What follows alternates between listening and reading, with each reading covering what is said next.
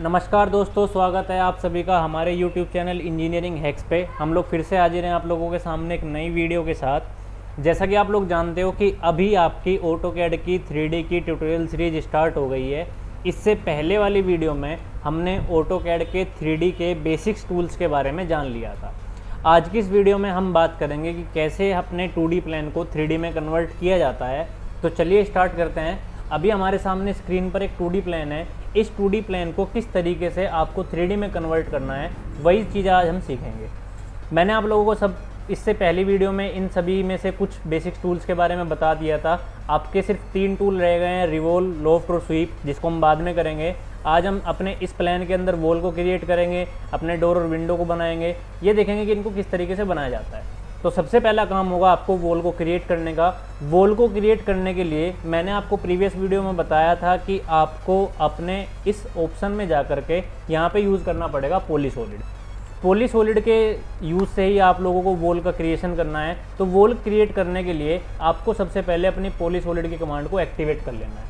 अब जैसे आप इस कमांड को एक्टिवेट करोगे तो आपकी कमांड बार के अंदर इसके 4 ऑप्शन आएंगे: object, height, width and justify. Justify का मतलब क्या है कि आप अपने किस पॉइंट से लेफ्ट में वॉल क्रिएट करना चाहते हो, राइट में क्रिएट करना चाहते हो। इसको हम डीपली थोड़ा सा डिटेल में बाद में जानेंगे। विड्थ का मतलब क्या है कि जिस वॉल को आप क्रिएट करना चाहते हो उस वॉल की विड्थ क्या है। हाइट, आप जिस वॉल को क्रिएट करना चाहते हो उस वॉल की हाइट क्या है। उसके बाद आता है ऑब्जेक्ट। अगर आपको कहीं पे सर्कुलर ऑब्जेक्ट के ऊपर वॉल क्रिएट करनी है या ट्राइंगुलर ऑब्जेक्ट के ऊपर, जहाँ पर आप स्ट्रेट लाइन को एज ए रेफरेंस मान करके ट्रेस नहीं कर सकते, वहाँ पर वॉल क्रिएट करने के लिए आपका ऑब्जेक्ट का ऑप्शन यूज़ होगा।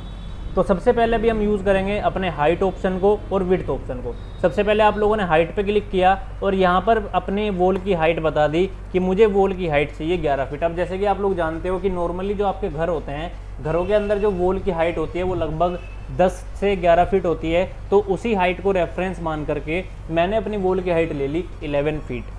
उसके बाद आपको विड्थ पे जाना है। विड्थ पे जा करके यहाँ पे आपको वॉल की विड्थ डाल देनी है। इस प्लान में अगर आपको याद होगा तो 2 साइज़ की वॉल है, एक आपकी 9 इंच की है और एक आपकी 4.5 इंच की है। तो अभी मुझे पहले 9 इंच की वॉल क्रिएट करनी है, तो मैंने विड्थ के अंदर आपका साइज डाल दिया 9 इंच। जस्टिफिकेशन को बाद में देखेंगे, अभी पहले ऑब्जेक्ट को समझ लेते हैं। ऑब्जेक्ट को समझने से पहले हाइट और विड्थ जो हमने यूज़ किया है उसका इफेक्ट देख लेते हैं। जब भी आप कोई वॉल क्रिएट करोगे, ऑर्थो इसमें हमेशा ऑन रहेगा। तो जैसे ही आपने वॉल क्रिएट की तो जिस हाइट और विड्थ के साथ आपने इस वॉल को क्रिएट किया है उसी और हाइट विड्थ के साथ आपकी वॉल क्रिएट हो जाएगी। अब वापस से इसको पहले टॉप प्लेन में ले आना है।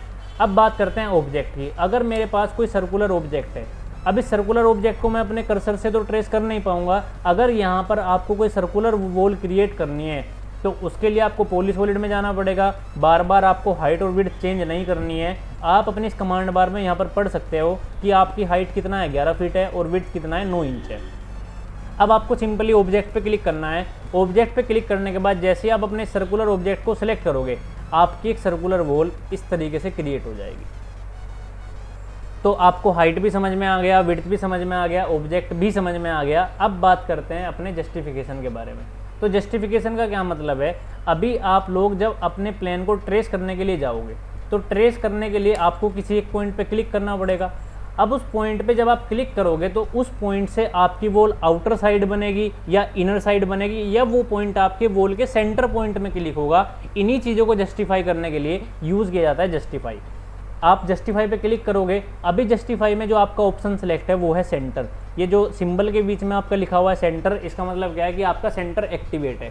अभी क्या होगा, आप जब भी किसी पॉइंट पे क्लिक करोगे उस पॉइंट से आपकी वॉल आधी ऊपर की तरफ को बनेगी और आधी नीचे की तरफ को बनेगी। लेकिन अगर आप लोगों को ऐसा नहीं चाहिए, आप चाहते हो कि जिस पॉइंट पे आप क्लिक करो उसके लेफ्ट में वॉल बने या उसके राइट में वॉल बने, तो उसके लिए आपको या तो लेफ्ट पे क्लिक करना पड़ेगा या फिर राइट पर क्लिक करना पड़ेगा, तभी जा करके आप अपनी वॉल को क्रिएट कर सकते हो। अब जैसे ही आप लोगों ने क्या किया, लेफ्ट पे क्लिक किया। अब लेफ्ट पे क्लिक करने के बाद आप अपने ऑब्जेक्ट के जिस ऑब्जेक्ट के ऊपर आपको वॉल क्रिएट करनी है उसके पॉइंट को आपने क्लिक किया। तो जैसे ही क्लिक किया, इस पॉइंट के लेफ्ट हैंड साइड आपकी वॉल क्रिएट होनी शुरू हो गई। आप लोगों को ऑर्थो को ऑन करके अपनी वॉल क्रिएट कर लेनी है उस पॉइंट से लेके इस पॉइंट तक। अब इस पॉइंट पे वॉल को बनाने के बाद आपको अपनी पॉलीसॉलिड की कमांड से बाहर आना है। ऐसा नहीं है कि अभी आप वॉल क्रिएट नहीं कर सकते, लेकिन अगर आपने अभी हाथ के हाथ वॉल क्रिएट करी तो क्या होगा, आपकी ये वाली वॉल और जो वॉल आप बनाओगे ये आपस में कनेक्टेड होकर आएगी, जो कि हमें नहीं चाहिए, क्योंकि इसके आगे के जो ऑपरेशन होंगे डोर को कटिंग करने का, विंडो को कटिंग करने का, उसके लिए हमें सेपरेट वॉल को सिलेक्ट करके ही काम करना है। तो अगर आप लोग पॉलीसॉलिड को एक साथ कनेक्ट कर करके वॉल बनाओगे तो आप लोगों को आगे के ऑपरेशंस को बनाने में, आगे के ऑब्जेक्ट को बनाने में थोड़ी प्रॉब्लम आएगी। उस प्रॉब्लम से बचने के लिए आप एक बारी में एक ही वॉल को क्रिएट करोगे। तो पहले आपने स्टार्ट पॉइंट पे क्लिक किया, उसके बाद एंड पॉइंट पे क्लिक किया, उसके बाद एंटर। आप लोग कमांड से बाहर आ गए हो, कमांड बार में आप लोग देख सकते हो कि यहाँ पर कोई भी कमांड एक्टिवेट नहीं है। आप लोगों को फिर से एंटर का बटन प्रेस करना है। अब आपको इस पॉइंट से लेकर के इस पॉइंट तक वॉल क्रिएट कर देनी है। उसके बाद फिर से एंटर प्रेस करोगे इस पॉइंट से लेकर के इस पॉइंट तक। अब जहाँ जहाँ भी आपकी 9 इंच की वॉल है वहाँ आप अपनी 9 इंच की वॉल को ट्रेस कर करके बना दोगे। एक चीज़ का ध्यान रखना कि आपकी हर एक वॉल सिंगल वॉल होनी चाहिए। आप एक साथ 2 वॉल को ट्रेस नहीं करेंगे, ऐसा नहीं है बनेगी नहीं, बन जाएगी, बट हमें आगे के ऑब्जेक्ट बनाने में दिक्कत आएगी। अब जैसे कि आप लोग देख रहे हो कि आपकी डोर भी हो या विंडो भी है, लेकिन हम उसके ऊपर भी वॉल क्रिएट कर रहे हैं, क्योंकि जब भी आप लोगों ने देखा होगा, जब भी आपके घरों के अंदर वॉल या के अंदर आपके डोर लगते हैं या विंडो लगती है, तो विंडो के कुछ पार्ट की कटिंग को छोड़ करके उसके ऊपर भी वॉल होती है, उसके नीचे भी वॉल होती है, ऐसे डोर की कटिंग को करके डोर के ऊपर भी वॉल होती है। तो हमें उन ऑब्जेक्ट को क्रिएट करना है कट करके, वॉल आपको पूरी बनानी पड़ेगी। जहां आपके 2D प्लान के अंदर वॉल के अंदर आपकी विंडो है या डोर है, आप उस पार्ट को नहीं छोड़ोगे, अदरवाइज आपको बाद में वॉल बनाने में बड़ी प्रॉब्लम आएगी। इसी तरीके से आपने यहाँ से यहाँ तक भी बना दी, इस पॉइंट से लेकर के इस पॉइंट तक। ऐसे ही आपकी जहाँ पे 9 इंच की वॉल है यहाँ से लेकर के यहाँ तक भी आपने बना दी। ऐसे ही आपने यहाँ पर भी बना दी, इस पॉइंट से लेकर इस पॉइंट तक और इस पॉइंट से लेकर इस पॉइंट तक। अब आपकी इस प्लेन की 9 इंच की वॉल कंप्लीट हो चुकी है, ट्रेस आप लोग कर चुके हो, 3D ऑब्जेक्ट वहाँ पर लगा चुके हो। अब आपकी बचती है 4.5 इंच की वॉल। अब आपकी वॉल की विड्थ 9 इंच है, तो यहाँ पर तो आप ट्रेस कर नहीं पाओगे। उसके लिए आप वापस से पॉलीसॉलिड में जाओगे, यहाँ पर विड्थ पे क्लिक करोगे और यहाँ पर इसकी विड्थ डाल दोगे 4.5 इंचेस। अब आप 4.5 इंचेस की वॉल को कुछ इस तरीके से ट्रेस करोगे, यहाँ से यहाँ तक। उसके बाद इस पॉइंट से लेके इस पॉइंट तक डोर को पूरा कंप्लीट लेना है, छोड़ना नहीं है। उसके बाद यहाँ से लेकर यहाँ तक, ये सीधी नहीं बनी,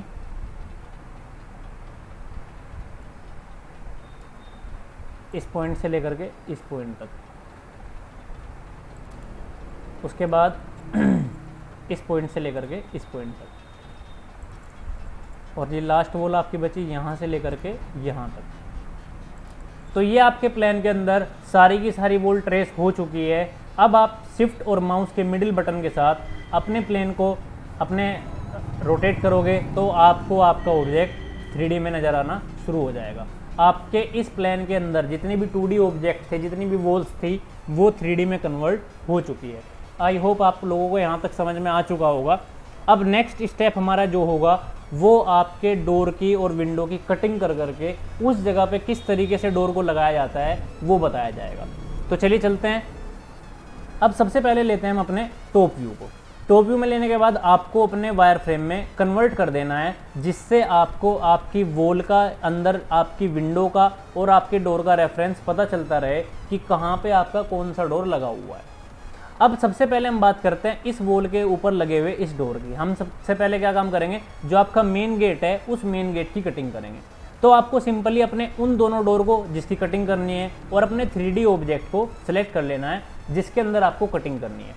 इन दोनों को सेलेक्ट करने के बाद आप अपने माउस से वर्क स्पेस में राइट क्लिक प्रेस करोगे, यहाँ पे आइसोलेट पे जाओगे। आइसोलेट पे क्लिक करने के बाद आपके पास 3 ऑप्शन आएंगे, आइसोलेट ऑब्जेक्ट, हाइड ऑब्जेक्ट और एंड ऑब्जेक्ट आइसोलेशन। सबसे पहला ऑप्शन है आइसोलेट ऑब्जेक्ट। आइसोलेट ऑब्जेक्ट का क्या मतलब है, अगर आप किसी ऑब्जेक्ट को सिलेक्ट कर करके आइसोलेट ऑब्जेक्ट करते हो तो स्क्रीन पे सिर्फ वही ऑब्जेक्ट आपका रहेगा, बाकी ऑब्जेक्ट क्या हो जाएगा, हाइड हो जाएगा। नेक्स्ट है आपका हाइड ऑब्जेक्ट। अगर आप किसी ऑब्जेक्ट को सिलेक्ट करके उसको हाइड ऑब्जेक्ट करते हो तो वो पर्टिकुलर ऑब्जेक्ट आपका स्क्रीन से हाइड हो जाएगा, बाकी आपके ऑब्जेक्ट एज इट इज़ आपकी स्क्रीन पे रहेंगे। एंड ऑब्जेक्ट आइसोलेशन करते ही जितने भी ऑब्जेक्ट आपकी स्क्रीन पर हाइड हो गए होंगे वो वापस से आपकी स्क्रीन पर आ जाएंगे। इस तरीके से हमें 3D में काम करने में आसानी होगी। इसी वजह से हमने हर एक बॉल को अलग अलग करके बनाया हुआ है। तो यहाँ पे आपने क्या किया, आइसोलेट कर करके आइसोलेट ऑब्जेक्ट कर दिया।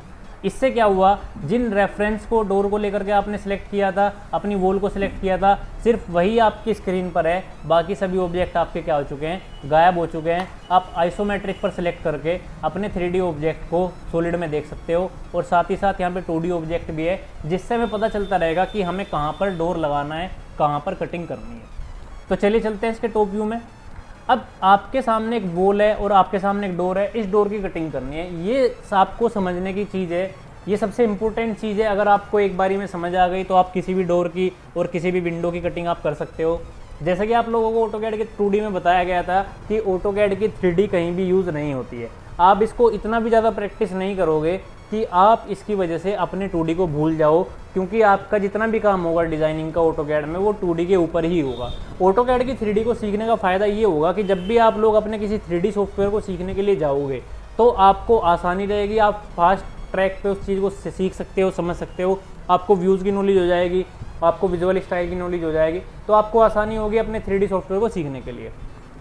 तो इस डोर की कटिंग करने के लिए अभी आप लोग इस वॉल को टॉप से देख रहे हो। अगर मैं टॉप से वॉल के अंदर डोर को देखने की कोशिश करूं तो वो मुझे नहीं दिखेगा, ना ही इसके मतलब जो बॉटम व्यू है वहाँ से दिखेगा, ना ही लेफ्ट से दिखेगा, ना ही राइट से दिखेगा। अगर मुझे इसका डोर देखना है तो मुझे इसके फ्रंट व्यू पे जाना पड़ेगा। तो सबसे पहले आपको डोर लगाने के लिए अपने फ्रंट व्यू पे आना पड़ेगा। आप फ्रंट व्यू में आ गए हो, प्रॉपर फ्रंट व्यू रहना चाहिए। शिफ्ट और मिडिल बटन का आप यूज़ नहीं करोगे। अगर ये हल्का सा भी रोटेट हो गया तो आपका डोर की कटिंग करना थोड़ा सा टफ हो जाएगा आपके लिए और गलत भी हो सकता है। तो इसके लिए आपको अपने प्रॉपर फ्रंट व्यू में रखना है। यहाँ पर फ्रंट व्यू आपका आ गया है। अब फ्रंट व्यू के अंदर आपको एक रेक्टेंगल लेना है उस साइज़ का जिस साइज़ का आपको डोर की कटिंग करनी है। मुझे पता है इस डोर का साइज़ 5 फीट इसकी विड्थ है और 7 फीट की इसकी हाइट है। इस साइज़ का आपने डोर ले लिया। इसको थोड़ा सा अपने वॉल के पास ले आते हैं ताकि आसानी हो जाए काम करने में। अब आपका डोर बन चुका है। अब शिफ्ट और माउस बटन से आप अपने प्लान को 3D में कन्वर्ट कर सकते हो, बट प्रॉपर व्यू में डोर को बनाने के बाद आपने क्या किया, शिफ्ट और माउस के मिडिल बटन से अपने ऑब्जेक्ट को 3D में ले आए ताकि आपको पता चल जाए कि आपको अपने डोर कहाँ पे प्लेस करना है। अब आप अपने वायर फ्रेम में इसको कन्वर्ट करोगे विजुअल स्टाइल में। इस ऑब्जेक्ट को सिलेक्ट करोगे, इसको मूव करोगे, एग्जैक्ट पॉइंट से उठाओगे और अपनी वॉल के किसी एक फेस पे रख दोगे। या तो आपको बैक फेस पे रखना है या फिर फ्रंट फेस में रखना है, बिल्कुल वॉल के सेंटर में नहीं रखना है। तो मैंने क्या किया, इसको फ्रंट फेस पे रख दिया। ये आपका डोर रखा गया है। अब आप लोग क्या करोगे, एक्सट्रूड की कमांड लोगे, इस ऑब्जेक्ट को एक्सट्रूड करोगे। जिस फेस पे आपने अपने डोर को प्लेस किया है उसके अपोजिट फेस में आप इसको एक्सट्रूड करोगे। मैंने इसको फ्रंट वाले फेस पर प्लेस किया है तो मैं इसको बैक साइड में जा करके एक्सट्रूड कर दूंगा। आप इसको सॉलिड में कन्वर्ट कर सकते हो।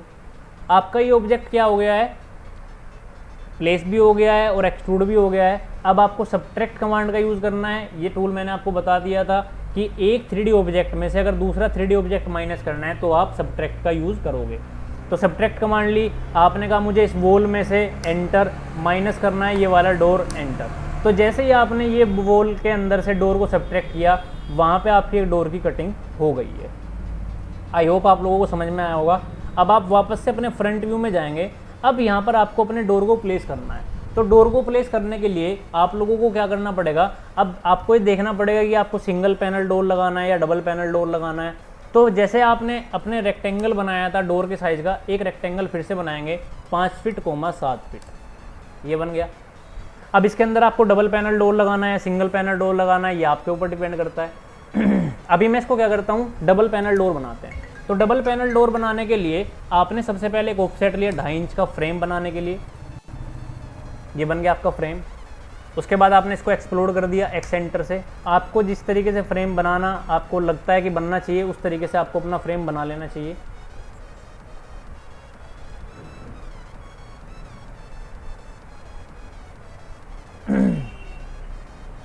EX डबल एंटर से ये आपने एक्सटेंड कर दिया।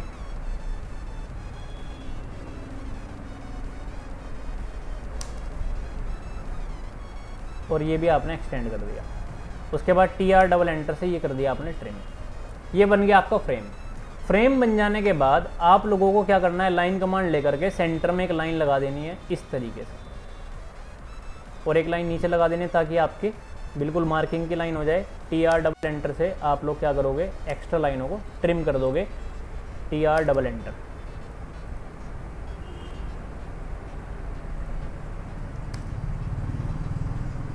ये हो गई आपकी लाइन ट्रिम। ये एक रेफरेंस लाइन है जो कि आपके डबल पैनल को बनाने में आपकी हेल्प करेगी। अब आपके सामने ये फ्रेम है, लेकिन इस फ्रेम के अंदर आपके हर एक ऑब्जेक्ट अलग अलग है। अगर आप किसी भी ऑब्जेक्ट को 2D से 3D में कन्वर्ट करना चाहते हो तो उसकी सबसे पहली कंडीशन क्या है कि वो ऑब्जेक्ट आपस में जुड़ा होना चाहिए। मतलब अगर आप उसकी एक सिंगल लाइन सेलेक्ट करोगे तो पूरा का पूरा ऑब्जेक्ट आपका सेलेक्ट हो जाना चाहिए। अभी लाइन को इससे कनेक्ट नहीं करना है, लाइन सिर्फ एक रेफरेंस है आपके पैनल्स को बनाने के लिए। आप चाहो तो इसको भी डिलीट कर सकते हो, अगर आप लोगों को प्रॉब्लम है आप इसको बाद में भी क्रिएट कर सकते हो। अभी के लिए हमें क्या करना है, अपने इस फ्रेम को कनेक्ट करना है। तो इस फ्रेम को ज्वाइन करने के लिए आप एक कमांड लगाओगे जे एंटर। जे एंटर का मतलब है ज्वाइन, मतलब आप इसके अलग अलग हुए ऑब्जेक्ट को आपस में कनेक्ट करके ज्वाइन करना चाहते हो। आपने ज्वाइन की कमांड लगाई, अपने पूरे ऑब्जेक्ट को सिलेक्ट किया और एंटर प्रेस कर दिया। अब आप इस ऑब्जेक्ट को सिलेक्ट करोगे तो ये पूरा ऑब्जेक्ट एक लाइन के सिलेक्ट होने से पूरा ऑब्जेक्ट आपका क्या हो रहा है, सिलेक्ट हो जा रहा है।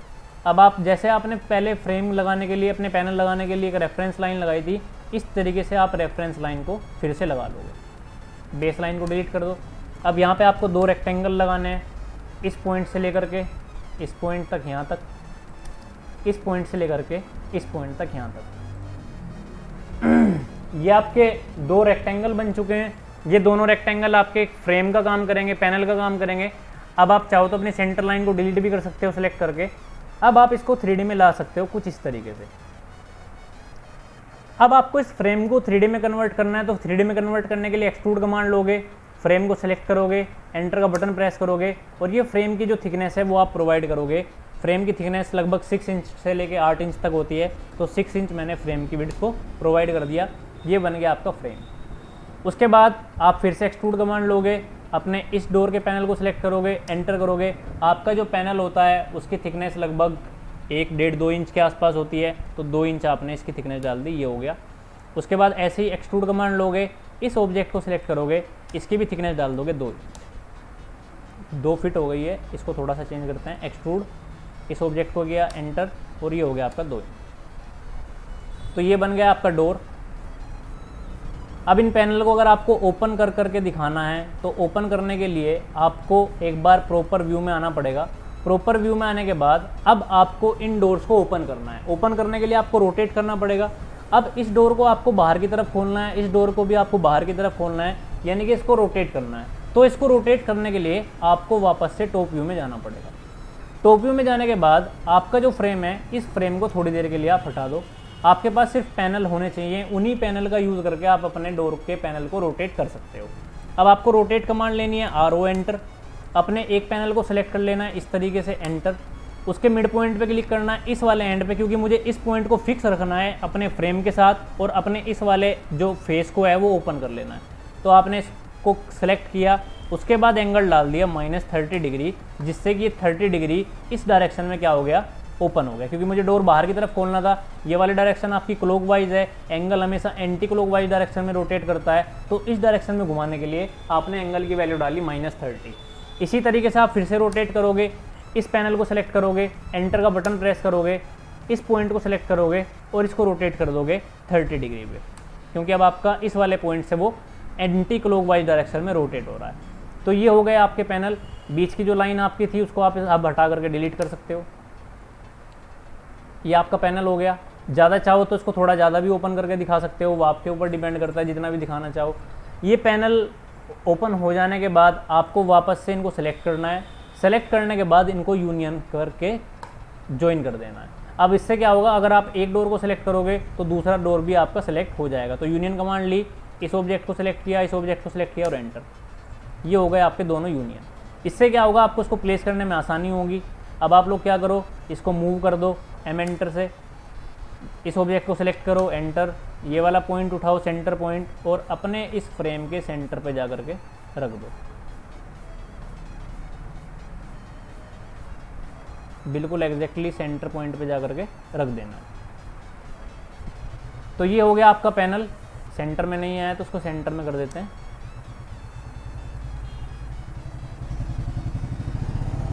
अब ये हो गया आपका पैनल। अब पैनल बन जाने के बाद इसके ऊपर आपको मटेरियल भी अप्लाई करना पड़ेगा। तो मटेरियल अप्लाई करने के लिए ऑटोकैड की 3D में एक शॉर्टकट की होती है नाम है RM एंटर। इस RM एंटर का मतलब है, इसकी फुल फॉर्म है रो मटेरियल। अगर आपको अपने 3D के ऑब्जेक्ट के ऊपर कोई भी मटेरियल अप्लाई करना है तो आपको इसी शॉर्टकट की का यूज़ करना पड़ेगा।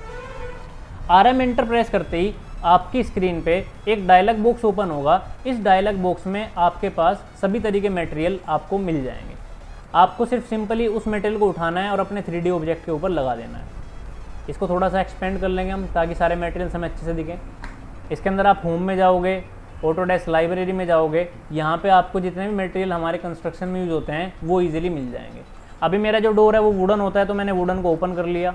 वुडन को ओपन करते ही आपके पास राइट हैंड साइड में वुडन के सारे आपके मटेरियल आपको दिख जाएंगे। यहाँ पे आप जिस भी मटेरियल को उठा करके अपने ऑब्जेक्ट के ऊपर रखना चाहते हो उसको सिंपली लेफ्ट क्लिक से प्रेस करके रखना है और अपने उस ऑब्जेक्ट के ऊपर जा करके छोड़ देना है जिसके ऊपर आपको मटेरियल अप्लाई करना है। आपका मटेरियल अप्लाई हो चुका है। ऐसे ही आप इस तरीके से अपने पैनल के ऊपर भी छोड़ दोगे। अभी मटेरियल तो अप्लाई हो चुका है लेकिन हमें दिख नहीं रहा, क्योंकि मैंने आपको बताया था कि विजुअल स्टाइल में जब तक आपका रियलिस्टिक विजुअल स्टाइल नहीं होगा तब तक आप लोग अपने किसी भी मटेरियल को देख नहीं पाओगे। ये आपका लग चुका है, मटेरियल भी लग चुका है। अब इस डोर को वापस से क्या कर दो, यूनियन कर दो, पूरे ऑब्जेक्ट को सिलेक्ट करो और एंटर। अब क्या होगा, अगर आप फ्रेम को भी उठाओगे तो आपका पूरा का पूरा फ्रेम मूव होगा। यूनियन आपको सबसे लास्ट में करना है, जिससे आप इंडिविजुअल ऑपरेशन अगर उसके ऊपर लगाना चाहो तो लगा सको। यूनियन करने के बाद आप लोग उस पर इंडिविजुअल ऑपरेशन नहीं लगा पाओगे। आप लोगों ने क्या किया, सिंपल इसको मूव करना है। इसको उठाया, M एंटर से मूव किया, इसको किसी एक पॉइंट से उठा लिया। उठाने के बाद आपने इसको इस पॉइंट पे जा करके यहाँ पर प्लेस कर देना है। ये लग गया आपका डोर। डोर लग जाने के बाद इस वॉल का काम खत्म हो जाने के बाद राइट क्लिक करना है, आइसोलेट एंड आइसोलेशन, पूरा प्लान वापस आ जाएगा। टॉप व्यू में जाना है। ये लग गया आपका डोर। इसी तरीके से आपको हर एक डोर को अपने वॉल के अंदर इंसर्ट कर लेना है, जिससे कि आपके इस प्लान के सभी डोर्स की कटिंग हो जाएगी और सारा का सारा ऑब्जेक्ट आपका 3D में कन्वर्ट हो जाएगा। इसी तरीके से आपको विंडो करना है, तो विंडो करने के लिए आपने इस विंडो को रेफरेंस के तौर पर सिलेक्ट कर लिया, इस वॉल को सिलेक्ट कर लिया, राइट क्लिक, आइसोलेट ऑब्जेक्ट। अब जैसे कि हमने पहले देखा था कि अगर मुझे इस वॉल के ऊपर विंडो लगानी है तो आपको पहले इसके फ्रंट व्यू में आना पड़ेगा, सामने से इसको देखना पड़ेगा। तो पहले आपको इसके प्रॉपर फ्रंट व्यू में आना पड़ेगा। फ्रंट व्यू में आने के बाद आप लोगों को अपने विंडो के साइज़ का एक रेक्टेंगल बनाना है, REC एंटर। इसका रेक्टेंगल का साइज़ क्या होगा 3 फीट 6 इंचज़, 4 फीट। रेक्टेंगल बन जाने के बाद आपको इसको आइसोमेट्रिक में कन्वर्ट करना है, शिफ्ट और मिडिल बटन से वायर फ्रेम में ले आना है ताकि आपको रेफरेंस विंडो दिख जाए। इसको सिलेक्ट कर लेना है, कॉपी कर लेना है, CO एंटर से सिलेक्ट किया, CO एंटर, मिड पॉइंट से उठाया और यहाँ पर भी आपने इसको अपने मिड पॉइंट पर ला करके रख दिया, इधर भी और इधर। प्रॉपर फेस पे रखना है, जैसा कि हमने डोर में किया था। बिल्कुल सेंटर में आप लोग नहीं रखोगे, या तो पीछे वाले फेस पे रखोगे या फ्रंट फेस पे रखोगे। अब आपकी विंडो जो होती है वॉल के बिल्कुल लास्ट में, एंड में, नीचे की तरफ तो होती नहीं है। इन दोनों विंडो को आपको सिलेक्ट कर लेना है। इस जिज्मो की हेल्प से इसकी सिल हाइट दे देनी है 3 फीट। अब जैसे आपने डोर की कटिंग की थी, एक्सट्रूड कमांड ली, इन दोनों को सिलेक्ट किया, इसको भी और इसको भी, एंटर किया। जिस फेस पे आपने विंडो को रखा है उस फेस की तरफ आप एक्सट्रूड नहीं करोगे, उसके अपोजिट फेस की तरफ इसको एक्सट्रूड करोगे। 3D में ले आओ, कंसेप्चुअल विजुअल स्टाइल पे क्लिक करने के बाद सब्ट्रैक्ट में जाओ, आपको इस वॉल में से एंटर करना है, ये और ये माइनस कर देना, एंटर। ये हो गई आपकी कटिंग। कटिंग हो जाने के बाद अगर आपको विंडोज़ के अंदर दिखानी है, फ्रेम दिखाना है, तो आप लोग फिर से फ्रंट व्यू में आओगे। ये ऑलरेडी रेक्टेंगल बना हुआ है, इस रेक्टेंगल के अंदर एक फ्रेम बनाओगे, ऑफसेट लेकर के 2.5 इंच का मैंने इसका फ्रेम बना लिया। फ्रेम बनाने के बाद अगर आपको डबल पैनल विंडो दिखानी है या सिंगल पैनल विंडो दिखानी है वो आपके ऊपर डिपेंड करता है। तो अगर डबल पैनल दिखानी है तो जिस तरीके से आपने बीच में लाइन लगाई थी डोर के टाइम पे, वैसे ही आप यहाँ पर भी लगा सकते हो। अगर आपको सिंगल पैनल दिखानी है तो आपको इस रेक्टेंगल को कॉपी कर लेना है और इसको बाहर रख देना है।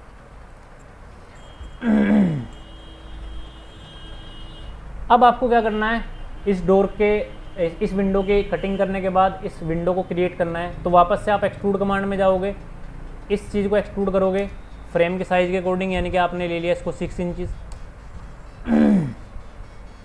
उसके बाद एक्सट्रूड कमांड फिर से लोगे, अपने छोटे वाले रेक्टेंगल को सेलेक्ट करोगे और उसको अपोजिट फेस में क्या कर दोगे, एक्सट्रूड कर दोगे। एक्सट्रूड करने के बाद सबट्रैक्ट, इसमें से माइनस करना है ये वाला ऑब्जेक्ट। जैसे ही आप इस तरीके से करोगे आपकी विंडो की कटिंग हो जाएगी। कटिंग होने के बाद फिर से एक्सट्रूड करोगे। अब आपको जो ग्लास पैनल है उसके थिकनेस के बराबर इस ऑब्जेक्ट को एक्सट्रूड करना है, तो मैंने इसको एक्सट्रूड कर दिया 1 इंच।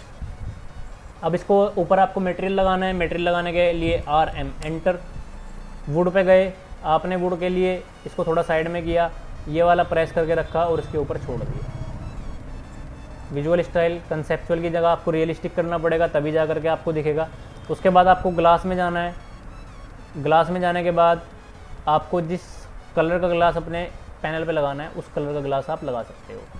उसके बाद इसको आप मूव कर दोगे M एंटर से, प्रॉपर सेंटर से उठाओगे और अपने इस फ्रेम के सेंटर पर जा करके रख दोगे। ये लग गई, आपकी विंडो बन चुकी है। विंडो बनने के बाद इस बॉक्स को बंद करो। उसके बाद इसको कॉपी करो CO एंटर से, एग्जैक्टली पॉइंट से उठाना है। पॉइंट से उठाने के बाद आपको अपनी वॉल के ऊपर रख देना है, इस पॉइंट पे और इस पॉइंट पे। इस विंडो को आप संभाल करके रख सकते हो, जिससे आपको बार बार विंडो बनाने की ज़रूरत नहीं पड़ेगी। राइट क्लिक करो, आइसोलेट करो एंड ऑब्जेक्ट आइसोलेशन।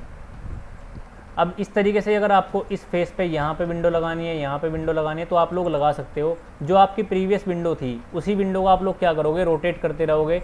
रोटेट करते करते आपका क्या होगा, वो ऑब्जेक्ट बन जाएगा। तो इस तरीके से रोटेट करने के लिए वही कमांड थी। पहले आपको टॉप व्यू में आना पड़ेगा, अपने ऑब्जेक्ट को सिलेक्ट करना पड़ेगा। सिलेक्ट करने के बाद आप लोगों को उसको रोटेट करना पड़ेगा जितने एंगल पे आप रोटेट करना चाहो। तो अभी आज जैसे आपके सामने विंडो है, इस विंडो को अगर आपको अलग अलग जगह पे प्लेस करना है तो आपको बार बार बनाने की ज़रूरत नहीं है। आपको सिंपली इस विंडो को सिलेक्ट करना है, रोटेट करना है, इस पॉइंट से पकड़ना है और पकड़ने के बाद इसको 90 डिग्री पे रोटेट कर देना है। इससे क्या होगा, आपकी इन दोनों विंडो का भी काम हो जाएगा, इस वाली विंडो का भी काम हो जाएगा। इसी विंडो को आप कॉपी कर दोगे यहाँ पर, लेकिन आपको सेपरेटली पहले इनकी कटिंग करनी पड़ेगी। बिना कटिंग किए आप लोग अपनी विंडो को प्लेस नहीं कर सकते। बस आपको बार बार विंडो को बनाने की ज़रूरत नहीं पड़ेगी। इस तरीके से आप अपने इस प्लान के अंदर पूरे के पूरे वॉल को बनाने के बाद अपने डोर का क्रिएशन कर सकते हो, अपने विंडो का क्रिएशन कर सकते हो। आज के लिए हमारा इतना ही था। आगे की नेक्स्ट वीडियो में हम बात करेंगे किस तरीके से इसका फ्लोर बनाया जाता है, किस तरीके से इसकी रूफ लगाई जाती है और किस तरीके से इसका स्टेयरकेस लगाया जाता है। वो आपकी लगभग लास्ट वीडियो होगी। इतनी वीडियो में हम लोगों ने ऑटोकैड की 3D को सीख लिया है और इस 3D को सीखने के बाद आप किसी भी 2D प्लान को अपने 3D प्लान में कन्वर्ट कर सकते हो। तो अगर आप लोगों को वीडियो अच्छी लगी हो तो कमेंट करें, अपनी इस वीडियो को लाइक करें, चैनल को सब्सक्राइब करें और बेल आइकन को प्रेस कर दें, जिससे आपको हर एक वीडियो का नोटिफिकेशन मिलता रहे। मिलते हैं जल्दी अगली वीडियो में, नेक्स्ट वीडियो में। तब तक के लिए धन्यवाद। Thank you, bye bye.